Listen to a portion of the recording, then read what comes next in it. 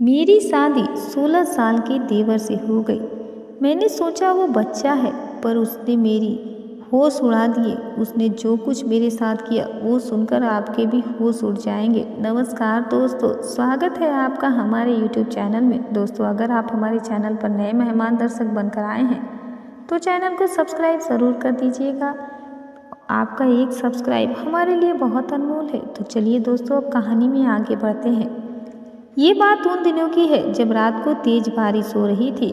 आज की रात मेरे लिए बहुत ही यादगार होने वाली थी, क्योंकि आज मेरी सुहाग रात थी। सुहाग रात को लेकर मैं अपने मन में कई अरमान मैंने सजाए थे। कॉलेज में अक्सर मेरी सहेलियाँ मुझे वो सब वीडियो दिखाया करती थी। तब से ही मैंने अपने दिल में बहुत सारे जज्बात इकट्ठा करके रखे थे कि जब मेरी सुहाग रात होगी तो मैं जमकर अपनी हसरत पूरी करूंगी। लेकिन आज शायद मेरे अरमान ढलने वाले थे, क्योंकि मेरी शादी मेरे 16 साल के देवर के साथ हो गई। मेरा देवर मेरे पति के मुकाबले काफ़ी ज़्यादा हैंडसम था। मैं तो पहली ही नज़र में अपने देवर को दिल दे बैठी थी। लेकिन मेरी शादी उसके भाई से तय हो गई थी। परंतु अब मैं बहुत खुश थी, क्योंकि आखिरकार मेरी शादी मेरे राजकुमार से हुई। और लेकिन बस मुझे अब यही चिंता थी कि वो तो मुझे 6 साल का छोटा बच्चा था, 16 साल का छोटा था। मैंने सोचा वो मेरे साथ कुछ भी नहीं कर पाएगा और मुझे ही ज़्यादा जोर लगाना पड़ेगा। इसी वजह से मैं दुल्हन का जोड़ा बदलकर एक खूबसूरत सी नाइटी में मैंने कपड़ा पहनकर चेंज कर लिया, ताकि वो मुझे देखते ही पिघल जाए। लेकिन जैसे ही वो कमरे में आया, वो तो मुझे देखकर और भी ज़्यादा उत्साहित हो गया था। मुझे यकीन नहीं आ रहा था। मुझे तो लगा था कि ये तो बच्चा है, इसे तो कोई चीज़ की अभी समझ ही नहीं होगी। लेकिन उसने मेरे कमरे में जाते ही और आते ही उसने मुझे अपने बिस्तर पर लिटाया और धीरे से मेरी नाइटी पूरे जोश के साथ। मेरा नाम शीतल है, मेरी उम्र 25 साल है। मेरे घर में मेरे मम्मी पापा और मेरी एक छोटी बहन रहती थी। जब मैं कॉलेज में पढ़ती थी तो मेरी सहेलियाँ अक्सर मुझे सुहाग रात के बारे में बताया करती थी। कॉलेज में मेरी लड़कियां ही दोस्त थी, और जो भी मेरी सहेलियाँ थी उनके भी बॉयफ्रेंड हुआ करते थे, और वो अक्सर उनके साथ खूब मज़े करती थी। लेकिन मेरा कोई भी नहीं था, इसीलिए मैं बहुत मायूस रहती थी। मैं सोचती थी कि जब भी मेरी शादी होगी तभी मैं अपने पूरे जज्बात पूरे करूँगी और अपने हर अरमान को पूरा करके रहूँगी। माँ बाप ने कॉलेज कंप्लीट करते ही मेरी शादी अपनी सहेली के बेटे के साथ कर दी। मैं अपने माँ बाप की बहुत लाडली थी, और मेरा मन अब मुझसे जो कहता है मैं वही हमेशा करती हूँ। इसीलिए जब उन्होंने लड़के को चुना तो मैं इनकार नहीं कर पाई। लड़के का नाम अजय था और वो कलकत्ता में काम करता था। वो दिखने में तो ठीक ठाक था, लेकिन मुझे उसका छोटा भाई बहुत पसंद आया था। वो दिखने में काफ़ी हैंडसम था और उसका बदन गोरा चिट्टा था। माँ बाप ने मेरी शादी अजय के साथ तय कर दी थी। अजय के पापा नहीं थे, अजय की मम्मी ने और मेरी मम्मी ने मिलकर शादी की तारीख तय कर दी, क्योंकि वो अपनी दोस्ती को रिश्तेदारी में बदलना चाहती थी। मेरे घर में शादी का माहौल बना हुआ था। घर में पूरी तरह से रौनक लगी हुई थी। मेरे अंदर भी बहुत सारी फीलिंग्स दबी हुई थी। जब भी मेरी सहेलियाँ मुझे तैयार करने के लिए आई तो वो लोग फिर वो सब वीडियो मुझे दिखाने लगी और मुझे समझाने लगी कि तुम देख लो, तुम्हें कैसे क्या करना है। मुझे अच्छे तरीके से समझ आ रही थी, क्योंकि इससे पहले मैंने किसी भी लड़की के साथ कोई भी रिलेशन नहीं रखा था। पर मैं उन चीज़ों को मैंने भी देख रखा था, और मुझे इन सब के बारे में ज़्यादा अभी नॉलेज नहीं थी। मैंने सिर्फ उन्हीं की बातों से ही अपने जो भी मुझे समझ आता था मैं वो जानती थी। वो सब तो मेरा बहुत मन हो रहा था।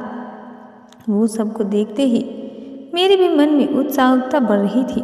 मैं आज दुल्हन के जोड़े में बहुत ही ज़्यादा खूबसूरत लग रही थी। जो भी मुझे देखा वो मेरी तारीफ़ें कर रहा था, और मैं भी शादी से खुश थी। लेकिन अगर मेरी देवर की शादी होती तो मैं और भी ज़्यादा खुश होती, क्योंकि वो दिखने में काफ़ी ज़्यादा ताकतवर भी लगता था। अजय तो उसके मुकाबले पूरा पतला सा था, लेकिन अब क्या सकते थे। अब शादी तो हो ही रही थी, इसीलिए मैं शादी से पीछे नहीं हट सकती थी। माँ बाप ने पूरी लगन के साथ शादी का इंतजाम किया था। मैं दुल्हन का जोड़ा पहनकर मंडप पर बैठी हुई थी और अपने पति का इंतजार कर रही थी। लेकिन आखिरी मौके पर मुझे ये खबर सुनने को मिली कि अजय शादी के मंडप से भाग गया। जब ये खबर मुझे मिली तो मेरे पैरों तले से जमीन खिसक गई थी। मेरी माँ अपनी सहेली को बहुत बुरा भला कह रही थी। वो कहने लगी कि अगर तुम्हारे बेटे को शादी करनी ही नहीं थी तो फिर उसने हाँ क्यों की थी। उसने मेरी बेटी की ज़िंदगी बर्बाद कर दी है। मैं चुपचाप साइड पर खड़ी होकर ये सब तमाशा देख रही थी। शादी में आए हुए मेहमानों को इन सब के बारे में अभी कुछ पता ही नहीं था कि दूल्हा शादी से भाग चुका है। इसी वजह से मेरी माँ की सहेली ने अपने छोटे बेटी की शादी मुझसे तय कर दी। जब उन्होंने ये बात अपने मुंह से कही तो ये बात सुनकर मुझे बहुत अजीब लगने लगे। मेरे मन में तो लड्डू फूटने लगे। मैं मन ही मन सोचने लगी कि अच्छा ही हुआ कि अजय शादी से भाग गया। मेरी सास हमें बताने लगी कि अजय किसी और लड़की को पसंद करता था, लेकिन मेरी सास ने बहुत मना किया। उसे अपने घर की बहू नहीं बनाएंगी। लेकिन उन्हें यह मालूम नहीं था कि उनका बेटा प्यार में इतना अंधा हो जाएगा कि वो शादी की रात ही मंडप छोड़कर भाग जाएगा। मेरे देवर का नाम विजय था। बस वो 6 फीट का लंबा था और बॉडी एकदम फिट थी। वो हमेशा जिम जाता था और अपनी सेहत का बहुत ध्यान रखता था। जब मैंने उसे पहली बार देखा था वो तब भी मन ही मन में सोच रही थी कि काश मेरी शादी विजय से हो जाए। तब मेरी शादी अजय से की थी, लेकिन अब मैं बहुत खुश थी कि आखिरकार मेरा प्यार मुझे मिल गया है। मैं अजय से नहीं बल्कि विजय से प्यार करती थी और आज की रात में अपने सारे अरमान अपने प्यार से पूरे करूंगी। फिर पंडित को बुलाकर जल्द से जल्द मेरी और विजय की शादी करवा दी गई। मेरी सहेलियों ने मुझे कहने लगी कि तूने उसे 16 साल के लड़के से शादी क्यों की। उसे अभी सुहागरात के बारे में भी कुछ नहीं मालूम है। वो सुहागरात के वक्त तेरे साथ क्या करेगा। तुझे अच्छा किसी और से इससे तो अच्छा था कि तू किसी और से शादी कर ली। इस छोटे से बच्चे से शादी करके तेरे अरमान कभी पूरे नहीं हो पाएंगे, क्योंकि शादी की रात हर दुल्हन का ख्वाब होता है कि उसका पति उस पर खूब प्यार लुटाए। लेकिन वो तो बच्चा है, वो कैसे करेगा। मैंने कहा कि तुम लोग चिंता मत करो, अगर उसको नॉलेज नहीं है तो मुझे तो है। तुम लोगों ने मुझे इतना सारा जो ज्ञान दिया है वो मुझे तो पता है। तुम लोगों की वजह से मुझे जितना ज्ञान मिला है मैं उसका ही इस्तेमाल करूंगी और खुद ही सब कुछ कर लूँगी। ये सब सुनते ही मेरी सहेलियाँ खूब जोरों से हंसने लगी। फिर मैं विदा होकर अपने ससुराल आ गई। ससुराल में मेरी सास ने बहुत अच्छे से मेरा स्वागत किया था। उन्होंने मुझे कोई चीज़ की कभी महसूस नहीं होने दी थी। सुहाग रात के कमरे में जाते वक्त मेरी सास ने मुझे एक दूध का ग्लास भी दिया था। उन्होंने कहा था कि विजय को याद से ये दूध पिला देना और कहा कि ये रस्म होती है, शादीशुदा जोड़े को सुहाग रात की रात दूध दिया जाता है ताकि उनमें ताकत आए। ये सुनते ही मैं थोड़ा शर्माने लगी थी। मैं सास की बातों का मतलब अच्छे से समझ गई थी। फिर वह मुझसे माफ़ी भी मांगने लगी कि उनके बड़े बेटे विजय ने तो जो आज किया वो बहुत गलत है। लेकिन मैंने उन्हें कहा कि माँ जी आप माफ़ी मत मांगिए, जो होता है वो अच्छे के लिए होता है। देखिए विजय बेशक शादी से भाग कर निकल गए, फिर भी मैं आपके घर की बहू बनी। ये सुनते ही मेरी सास मेरी मुस्कुराने लगी। अजय पहले भले ही शादी से भाग चुका था, लेकिन मुझे उससे कोई समस्या नहीं हुई थी, क्योंकि वैसे भी मैं देवर विजय से प्यार करने लगी थी। इस तरह से मेरी सास मुस्कुराने लगी और मुझे दुआएं देने लगी। मैं वो दूध का ग्लास लेकर कमरे में आ गई। कमरे में आते ही कमरे को अच्छे से देखा। कमरे में हर जगह विजय की तस्वीर लगी हुई थी। वो इतना हैंडसम लग रहा था कि कोई भी उसका दीवाना हो जाता। मैंने उसकी फ़ोटोज़ देखी और मुझे उससे वो और भी ज़्यादा हैंडसम लग रहा था। मैंने दूध को साइड टेबल पर रख दिया और फिर दुल्हन के जोड़े में बेड पर आकर बैठ गई। और फिर मैं सोचने लगी कि मैं कैसे विजय को अपने प्यार का इजहार करूंगी। मैं दोस्तों की दिखाई हुई वीडियो की भी बारे में सोच रही थी, क्योंकि शुरुआत तो मुझे ही करनी थी। पता नहीं विजय को उन सब के बारे में मालूम भी है कि कैसे करते हैं, क्या करते हैं। मेरे दिल में कई अरमान थे। सर्दी का मौसम था और तेज बारिश हो रही थी, लेकिन इसी वक्त मेरा बदन पूरा आग की तरह गर्म हो रहा था। शादी को लेकर मेरे कई ख्वाब थे जो आज पूरे होने वाले थे। मैं बेसब्री से अपने पति विजय का इंतजार कर रही थी। फिर 1 घंटे के बाद विजय कमरे में आए। उन्हें देखते ही मेरी धड़कनें तेज होने लगी, सर से पसीना भी छूटने लगा। वो मेरे धीरे से करीब आए और मेरे बगल में बैठकर खाने लगे।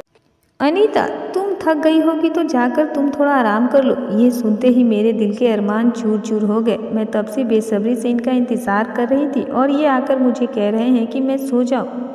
मुझे अंदर ही अंदर बहुत गुस्सा आ रहा था, लेकिन मैं विजय से कभी मेरी ना हुई मुलाकात थी और ना ही बातचीत थी। इसी वजह से मैंने उसे कुछ भी नहीं कहा और चुपचाप जाकर कपड़े बदल लिए। जब मैं कपड़े बदल कर वापस कमरे में आई तो देखा कि विजय तो पहले ही सो गए थे। मुझे लगा कि शायद आज वो बहुत थक गए होंगे, इसीलिए वो जल्दी सो गए।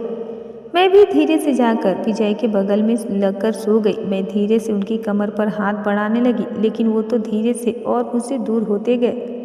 फिर भी मैं उनसे गुस्से में करवट बदलकर सो गई, क्योंकि मुझे भी शादी में बहुत ज़्यादा थकावट हो गई थी। इसीलिए मैं कब गहरी नींद में सो गई मुझे कुछ मालूम ही नहीं हुआ।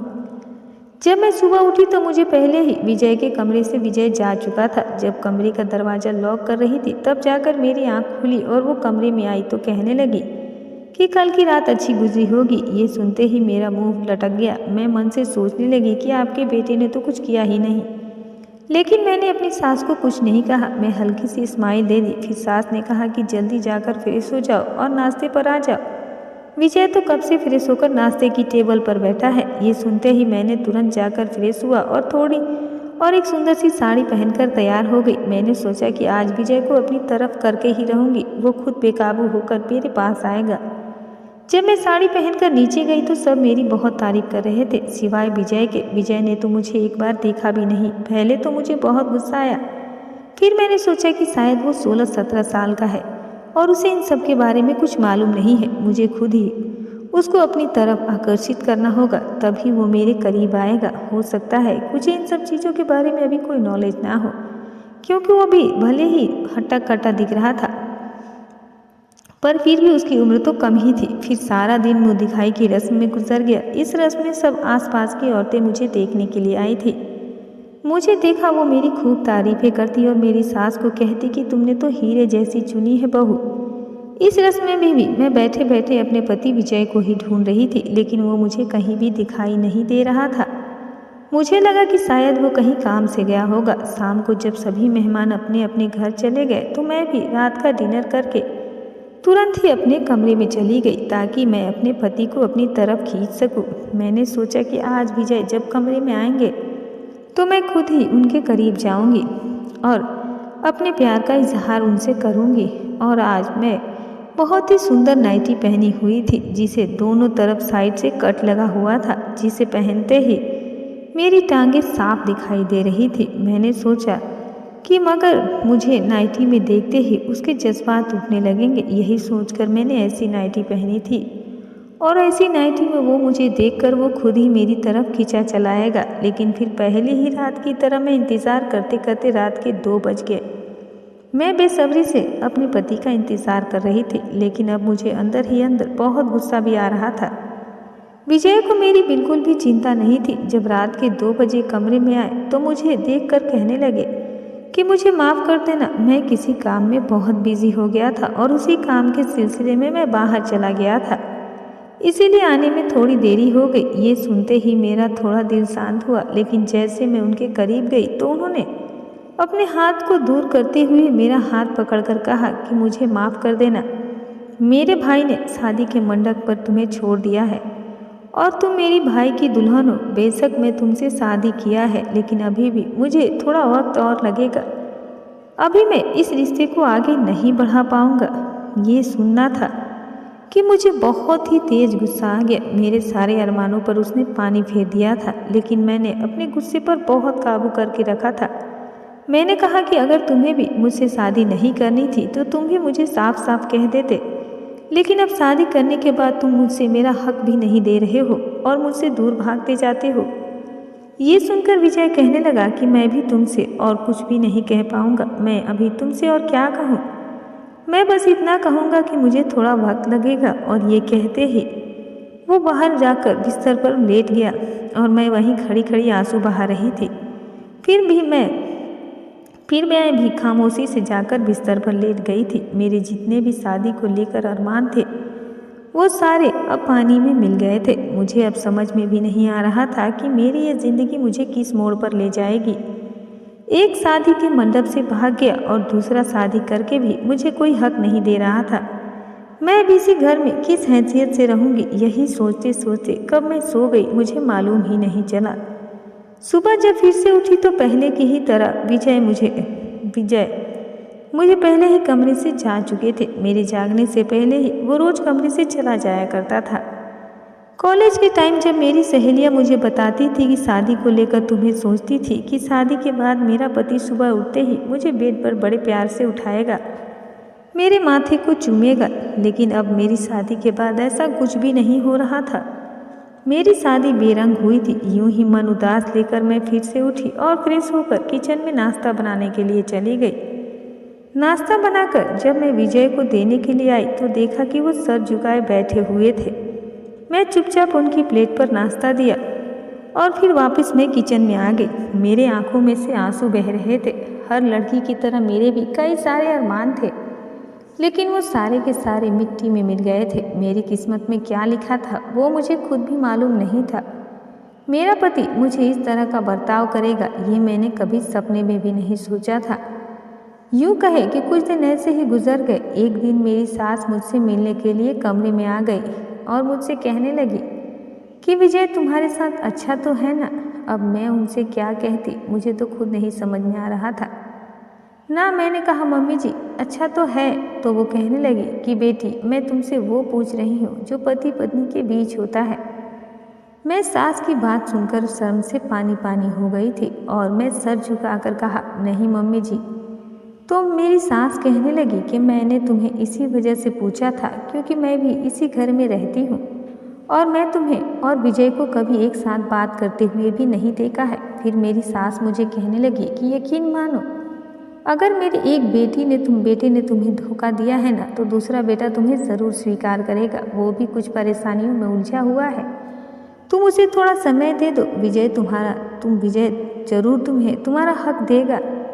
ये सुनते ही मैं फूट फूट कर रोने लगी क्योंकि कई दिन से मैंने सब बातों को अपने दिल में दफन किया हुआ था। घर से भी जब मुझे फ़ोन करके कोई पूछती थी विजय मगर उन रिश्तों के बारे में, तब भी मैं उनसे झूठ बोलती थी कि विजय मेरा बहुत अच्छे से ख्याल रखते हैं। लेकिन इसके विपरीत विजय तो मुझे आंख उठाकर भी नहीं देखते हैं। आज सास की मुँह से ये सब बातें सुनकर मेरी आंखों से आंसू बहने लगे थे। मुझे मेरी सास दिलासा दे रही थी, भगवान पर भरोसा रखो, सब कुछ जल्द से जल्द ठीक हो जाएगा। फिर सास ने कहा कि बेटी हो सके तो तुम थोड़ा पहल किया करो, क्योंकि विजय अभी भी सिर्फ 16-17 साल का है। एक औरत थी, एक औरत अपनी ही खूबसूरती से अपने पति को काबू कर सकती है। ये सुनते ही मेरी फिर से हिम्मत जाग उठी थी। मैं भी सोच लिया था मेरी सास तो सही ही कह रही हैं, मुझे फिर से एक बार कोशिश करनी चाहिए। इसी वजह से मैं रात को फिर से तैयार होकर बेसब्री से अपने पति का इंतजार कर रही थी। जैसे ही विजय कमरे में आए तुम्हें उनके करीब आने लगी, तब मुझे धीरे धीरे से वो दूर जाने लगे। फिर जमीन के सीने से जा लगी तो वो मुझे गुस्से से अपने से दूर कर देते हैं और कहने वाले को कहते हैं कि अनीता मैं तुम्हें पहले भी मना किया था कि मुझे अभी थोड़ा समय लगेगा। ये सुनकर मैं विजय को गुस्से से कहा और कितना समय लगेगा, हमारी शादी को भी 1 महीना हो गया है और आप अब क्या चाहते हैं कि मैं पूरी ज़िंदगी ऐसे ही गुजार दूँ? अगर आपको भी अपने भाई की तरह ही करना था तो आपने मुझसे शादी क्यों की? आपने भी मेरी ज़िंदगी बर्बाद कर दी है। आज मेरे मन में जो गुस्से में आ रहा था मैं वो विजय को कहती जा रही थी और फूट फूट कर रो रही थी। अब मैं बहुत परेशान हो गई थी। विजय चुपचाप मेरी बातें सुन रहा था, मुझे चुप कराने की कोशिश कर रहे थे, लेकिन अब मैं शांत नहीं हो पा रही थी। फिर मैं गुस्से से अपना हाथ छुड़ाया और कमरे से बाहर निकल गई। रोती रोती मैं घर के गार्डन में आ गई। मेरी जिंदगी उस मोड़ पर चल रही थी जिसे मैं लफ्ज़ों में बयां भी नहीं कर सकती थी।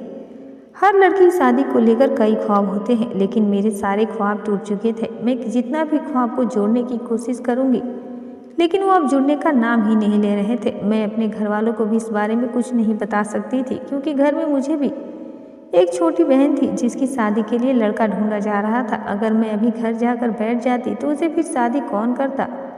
यही सोचते सोचते मैंने अपने आंसू को पोंछा और अपने दिल को मजबूत किया कि मैं अब दोबारा विजय के करीब नहीं जाऊंगी। जब उसे मेरे प्यार की कदर होगी तभी मैं उससे बात करूंगी, क्योंकि रिश्ता सिर्फ 2 लोगों से जुड़ता है।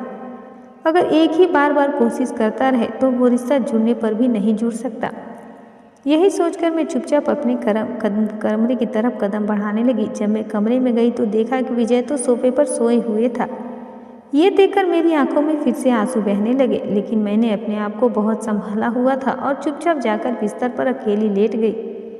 बिस्तर पर लेटे लेटे उन बातों को सोच रही थी जो अक्सर कॉलेज में सहेलियां मुझे बताया करती थी। इतने अच्छे अच्छे अरमान मैंने सोचे थे, लेकिन सब कुछ भी पूरा नहीं हुआ। ये सोचते हुए मेरी आंख लग गई, कुछ मालूम ही नहीं। इसी तरह मेरी शादी को अब 3 महीने गुजर चुके थे।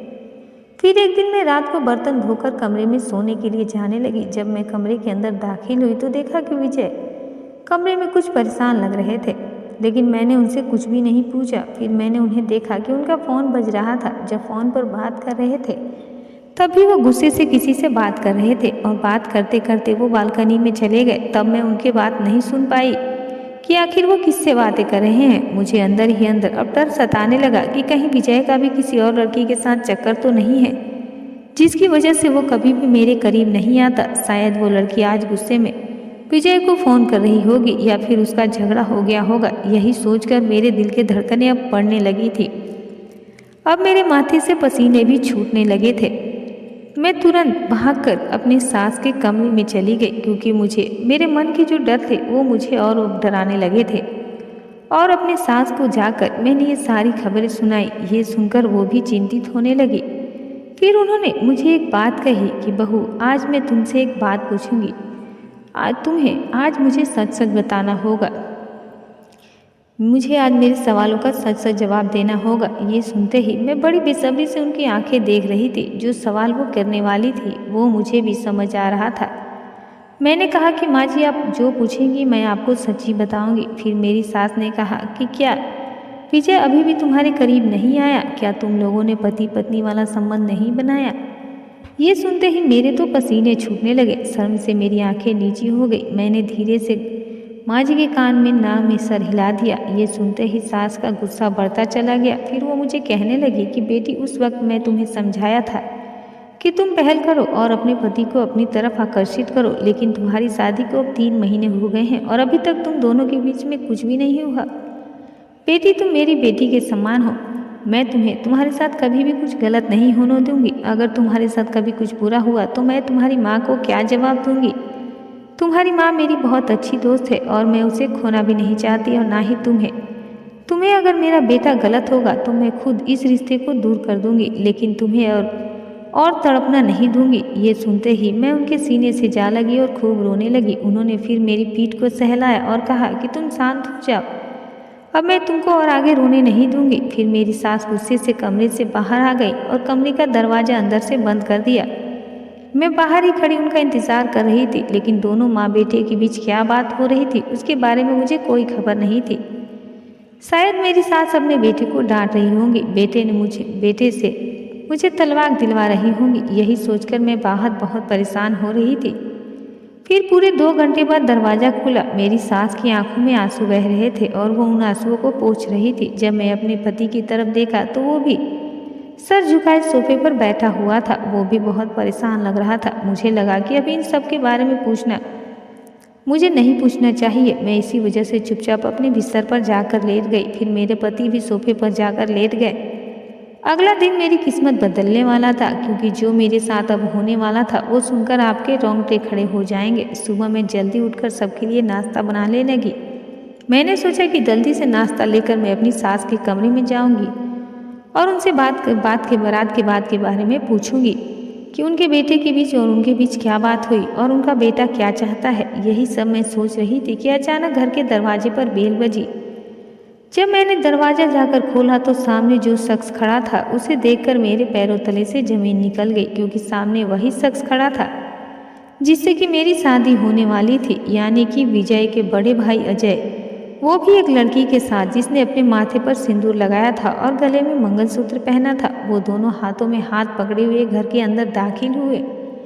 ये देखकर मेरी सास तुरंत कमरे से बाहर निकली और गुस्से से कहने लगी कि तुम इस घर में अब दाखिल नहीं हो सकते। सास और बेटे की इस बहस चल रही थी कि तभी पीछे से विजय भी घर में दाखिल हुआ और अपने बड़े भाई अजय को देखकर वो खूब जोरों से रोने लगा। मगर विजय ने अपनी माँ को समझाने की बहुत कोशिश की। भाई की गलती नहीं है, आपको ही भाई की शादी इस लड़की से करवा देनी चाहिए थी। अगर आप वक्त रहते करवा देते तो भाई कभी भी शादी के मंडप से भाई को भागना नहीं पड़ता। इसमें भाई की कोई गलती नहीं है।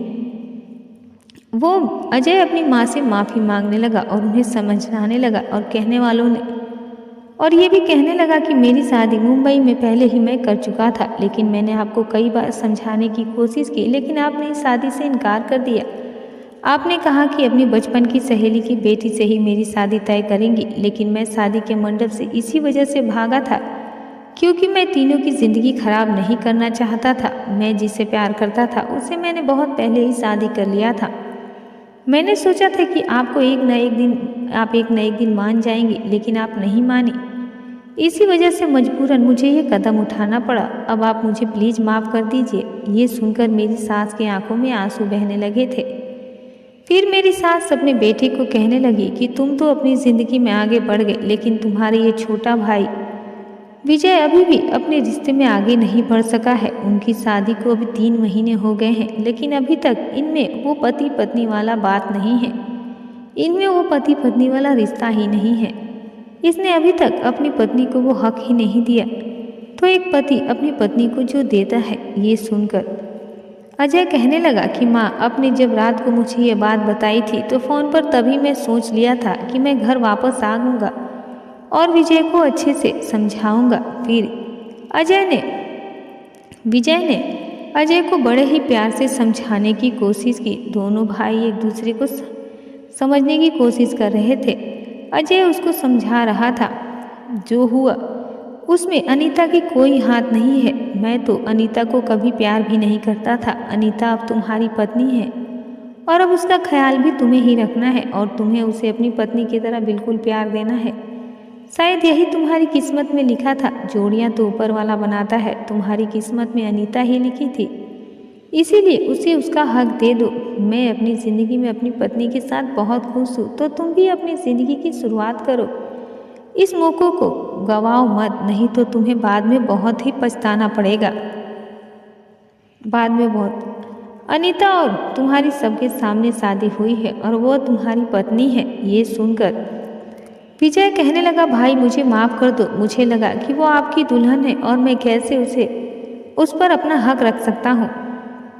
तभी अजय कहने लगा कि अब तो तुम्हें पता लग गया ना कि मैं किसी और से प्यार करता हूँ और मेरी शादी उससे ही हो गई है, तो तुम भी अपनी शादीशुदा ज़िंदगी को आगे बढ़ाओ।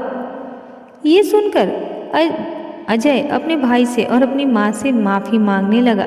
तब आज घर पर बहुत से खुशी के दिन थे, क्योंकि विजय और अजय ने दोनों एक दूसरे को विजय अब अच्छी तरह से अपने भाई की बातें समझ चुका था और घर में खुशी का माहौल बन गया था। सब लोग कमरे में जाकर ढेर सारी बातें कर रहे थे, लेकिन मैं कोने में खड़ी ये सब देख रही थी, क्योंकि विजय ने अभी तक मुझसे माफ़ी नहीं मांगी थी। पता नहीं वो क्या करना चाहता है। यही सोचकर मैं रात का खाना बनाने लगी।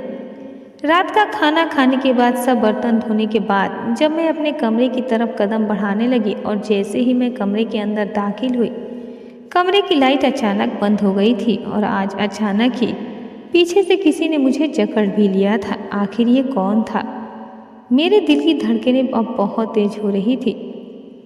मैं चिल्ला भी नहीं पा रही थी, क्योंकि किसी ने मेरे मुंह पर हाथ रख दिया था ताकि मैं चिल्ला भी ना पाऊँ। और जब मुझे धीरे से पकड़कर बेड पर बिठाया और कमरे की लाइट ऑन की और सामने जो शख्स था उसे तो देखकर मैं हैरान रह गई, क्योंकि सामने वो शख्स मौजूद था जिसे मैं बेसब्री से 3 महीने से इंतजार कर रही थी, यानी कि मेरे पति विजय। जब मैं कमरे में इधर उधर देखा तो कमरे में बहुत अच्छे से सजावट किया गया था। आज ये कमरा सुहाग रात के कमरे के जैसा लग रहा था। हर जगह फूल ही फूल थे। ये सब देखकर मैं बहुत खुश हो रही थी, लेकिन मुझे एक तरफ बहुत गुस्सा भी आ रहा था, क्योंकि पिछले 3 महीने से जो मैंने ज़िंदगी काटी थी वो मुझसे माफ़ी तक नहीं मांगा था उसके लिए। विजय ने मेरा हाथ पकड़कर मुझे कहने लगे कि अनीता, मुझे माफ़ कर दो। मैं तुम्हारे साथ जो भी किया उसके लिए मैं तुम्हें तहे दिल से माफ़ी मांगता हूँ और मैं बहुत शर्मिंदा भी हूँ, लेकिन तुम यकीन मारो, मेरा ऐसा कोई कुछ भी करने का इरादा नहीं था। मेरी और तुम्हारी जिन हालातों में शादी हुई थी तुम अच्छे से और बेहतर से जानती हो। मैं अपने भाई से बेइंतहा मोहब्बत करता हूँ। जब मेरे भाई मंडप छोड़कर चले गए तो मैं तुमसे शादी की। यही सोचा था कि एक न एक दिन भाई तुमसे फिर शादी करेंगे और मैं कभी भी भाई की कोई चीज़ पर निगाह नहीं डालता, लेकिन आज जब भाई ने खुद से कहा कि वो किसी और के मोहब्बत करते हैं और उसे बेपनाह प्यार करते हैं और उसे शादी भी कर चुके हैं, तो तुम मुझे समझ में आ गया कि